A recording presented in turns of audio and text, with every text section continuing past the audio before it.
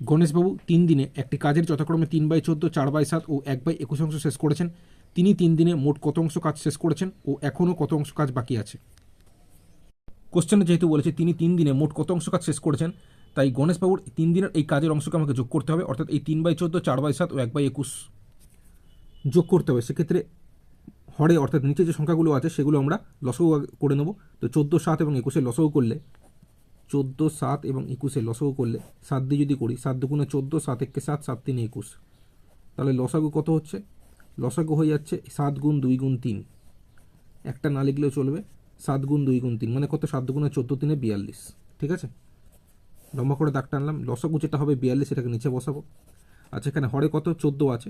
14 সাথে কত গুণ করলে 42 হয়? 3 গুণ করলে। যদি অসুবিধা হয় এখানে দেখে নেবে, এই যে নিচে 14 আছে, 14টা খুঁজবে এখানে। 14 এখানে দেখো 7 দুগুণে গুণ করলে 14, 14 বাদ দিলে যে সংখ্যাটা থাকছে 3 থাকছে, এই 3-এর সাথে উপরেরটা 3, উপরের সংখ্যাটা গুণ করবে, 3 3 9 প্লাস এখানে কত? 7 আছে। 7-এর সাথে আমরা জানি 6 গুণ করলে 42 হয়, তবু 6 পাওয়ার জন্য যদি অসুবিধা হয় তো 7 এখানে খুঁজবে, 7 পাওয়া গেল। 7 বাদ দিলে যে সংখ্যাটা থাকছে কত থাকছে? 2 গুণ 3 মানে 6, 6-এর সাথে উপরের সংখ্যাটা 6 4 গুণ করলে 24 প্লাস দিলাম। এখানে কত? 21 আছে, 21টা খুঁজবে।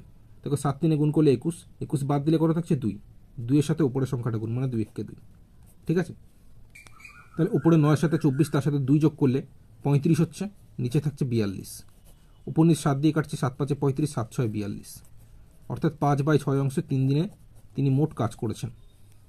তো প্রথম উত্তরটা আমাদের হয়ে গেল, তিনি 3 দিনে মোট 5/6 অংশ কাজ শেষ করেছেন। এবার বলেছে এখনও কত অংশ কাজ বাকি আছে। আমরা যদি পুরো কাজটাকে এক অংশে ধরে নিই, তাহলে এই এক অংশের মধ্যে 3 দিনে কতটা কাজ হয়েছে? 5/6 অংশ কাজ হয়েছে।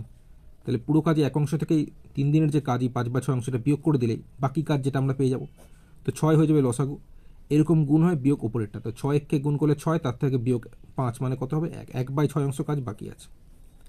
তাহলে প্রথম উত্তরটা হচ্ছে 5/6 অংশ, দ্বিতীয় উত্তরটা হচ্ছে 1/6 অংশ।